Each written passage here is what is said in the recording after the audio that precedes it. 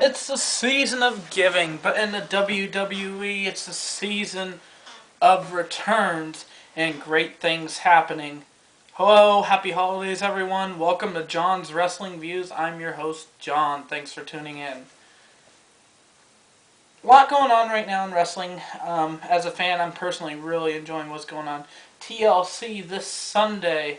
I talked about last week how John Cena gave up his right for the WWE Championship match at TLC so Zack Ryder can have a U.S. title match against Dolph Ziggler. So then the question arises, is John Cena going to have a match at TLC or not? It's this Sunday. Raw is the last step, so to speak, or you would think that you would see John Cena other than Tribute for the Troops, which, is just kind of a special edition show every year anyway. So this last Monday, we saw John Cena going one-on-one with Mark Henry. Mark Henry hits the world's strongest slam, but isn't able to make the pin. What's happened? The lights go out, explosion on the stage, and a guy with a huge mask on his face, coming out to Kane's music, comes in there. First thing he does is choke slams John Cena, removing his huge mask to find another mask on his face. Kane is back, ladies and gentlemen, with a mask on. It's kind of a creepier mask, too, in my opinion. It's been since 2002, I believe.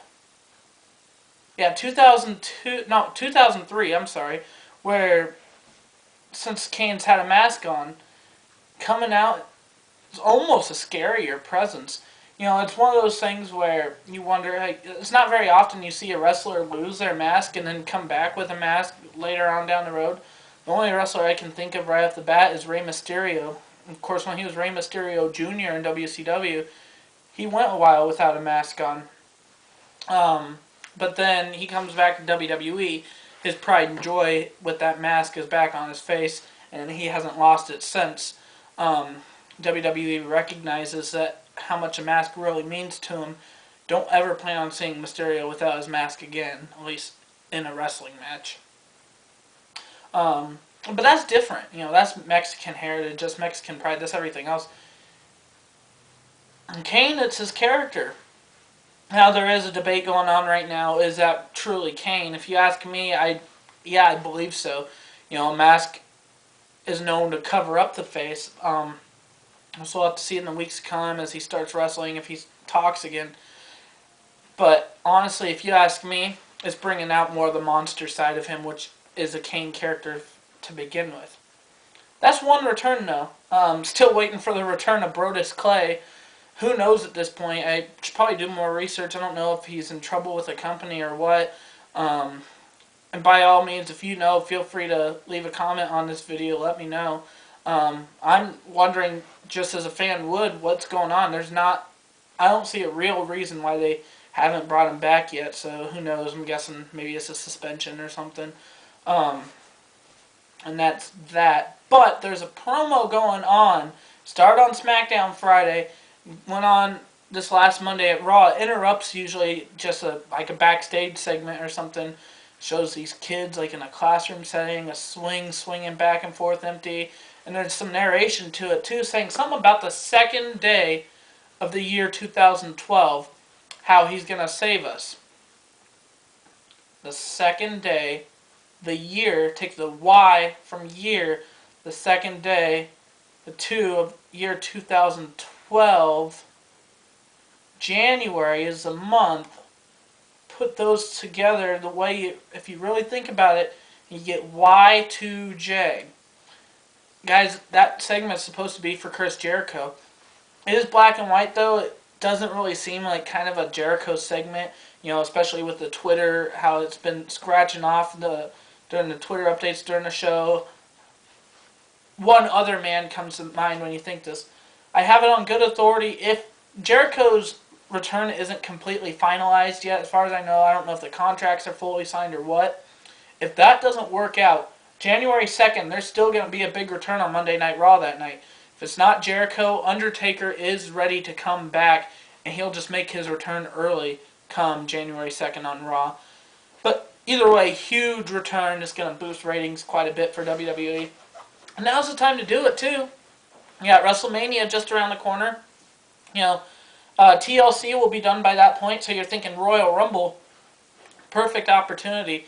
Rumor still has it if Jericho comes back, he's going to be gunning for CM Punk. Apparently, the two of them have been in a Twitter war lately. What their idea is right now, as far as I know, is that Jericho wins the Rumble match and it'll be Punk and Jericho at WrestleMania. Talking to Drew Wicks the other day, and he was saying everything he saw, though, says that their idea is to have The Rock and John Cena's match at WrestleMania be for the title. So everything's up in the air. As far as The Undertaker's concerned, you have Triple H on Monday, who's kind of hinted at another WrestleMania rematch for Undertaker. As a fan, I don't want to see it. Honestly, if you ask me, I want whoever faces Undertaker to have two requirements. Because looking at it, Undertaker's 19-0 right now. If he wins, it'll be 20-0. If he loses, the streak's over. His career's probably over. Honestly, guys, his last match will probably be the night of WrestleMania 28. Two requirements. One, somebody who's going to be able to put off a good match against The Undertaker. And two, I'm really hoping for is that it's someone he hasn't faced before. There's not a lot of guys out there who really fit both requirements. I mean, there's obviously John Cena, but he's got a match already. So maybe one of the requirements isn't bad, but as in puts on a good match.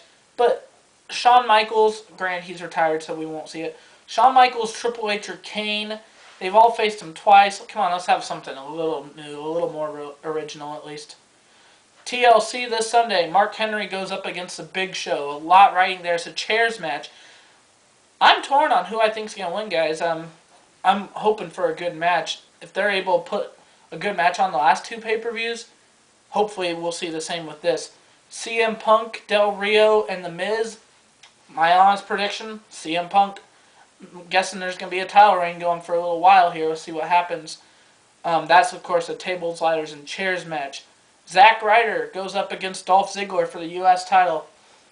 I'm on the Ryder bandwagon, folks. I'm really thinking, based on everything I've seen, it is now Zack Ryder's time to hold a championship other than his own internet championship.